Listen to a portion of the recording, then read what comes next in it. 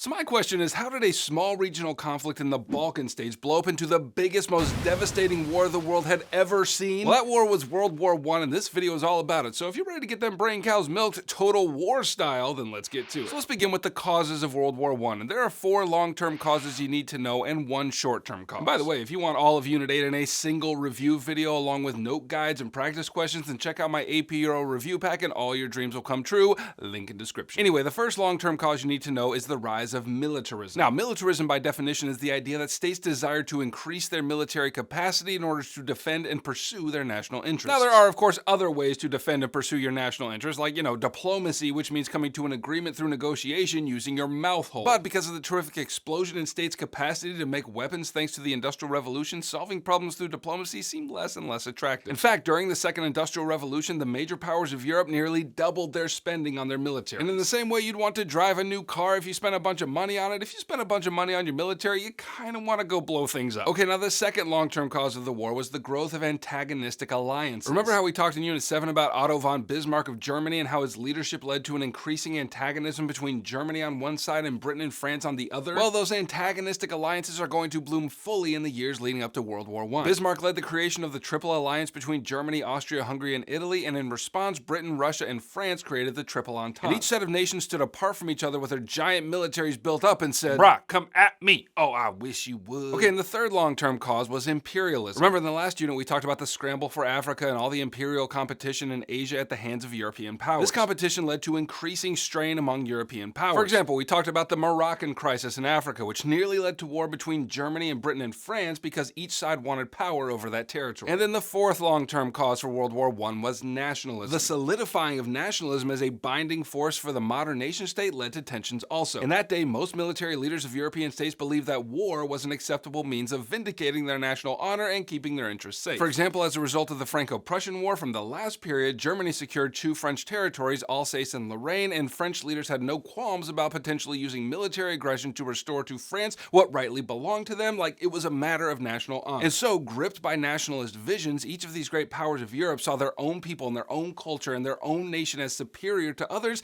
and that is a recipe for disaster. Okay, and now let's talk about the short-term or immediate cause of the war, and by all accounts, it should not have led to a war as cataclysmic as World War I, but it did, so, let's talk about it. The immediate cause of the war was the assassination of the Austrian Archduke Franz Ferdinand in 1914. He and his wife were in a parade through the streets of Sarajevo, which was the capital of Bosnia. Now, follow me here. Bosnia had been annexed by Austria-Hungary a few years earlier. So you've got Bosnians living under the rule of Austria-Hungary. And what have we seen over and over again when that happens? Nationalism sprouts up among the conquered peoples, and they desire to be free and to have a nation of their own. So that is what's going on here. So on the day of the parade, a Bosnian Serbian nationalist named GAVRILO Princip shot and killed the Archduke. Now, to be clear, Princip lived in Bosnia, but he was a Serbian. The Serbian government, as far as we know, had precisely nothing to do with the assassination. So really what we have here is a conflict between Serbia and Austria-Hungary, and that's it. And the truth is, this isn't even the first time a European leader had been assassinated in the recent past, and in those cases, those involved managed to keep the conflict local. But when an assassination like this occurs in the context of those long-term causes I just mentioned, then you've got a different scenario altogether. And so Austria-Hungary, seeing an opportunity to weaken Bosnian influence in the Balkans, revved up that sweet military that they've been building up and decided to intervene. They called on their ally Germany to assist them, and Germany was like, duh. So Austria-Hungary declares war on Serbia, and that was entirely unpalatable to the Russians. They had suffered some humiliating defeats in the previous Balkan crises, and so they rushed to Serbia's aid. And so Germany declares war on Russia, and the rest of the alliance system lights up with activity, and that's how you get a world war. Now, once the fighting began, it became clear that this was an entirely new kind of war that confounded traditional military strategies, and much of this newness came from the munitions technologies that were freshly minted. First of all, let me tell you about the machine gun and barbed wire. But in order to understand why those are so devastating, you need to understand the main method of fighting this war, namely trench warfare. Now, armies had hunkered down to trenches in many wars prior to this, so that wasn't really new. But when you combine the trenches with machine guns and barbed wire, things get nasty fast. So each side would dig their trenches opposite to each other and then line the land in front of them with barbed wire and then station machine guns across the top, which were capable of delivering hundreds of rounds of ammunition at great speed. So when one side got tired of waiting, they'd charge up out of their trench, get caught in the barbed wire where they would be summarily mowed down by machine gun fire. That lasted until they retreated, and then the other side got tired of waiting, and then they'd charge out and the same thing would happen. Additionally, Germans introduced introduced chemical weapons like chlorine gas that without the protection of a gas mask would blind and choke those that came into contact with it. Also, Germans developed submarines which were able to attack ships from underneath the surface of the water. Also, airplanes were used in battle for the first time, and although bombing techniques wouldn't be perfected until the Second World War, airplanes were still formidable in their own right. So the point is, take all these new technologies together and you had the deadliest war that had ever been fought. The casualties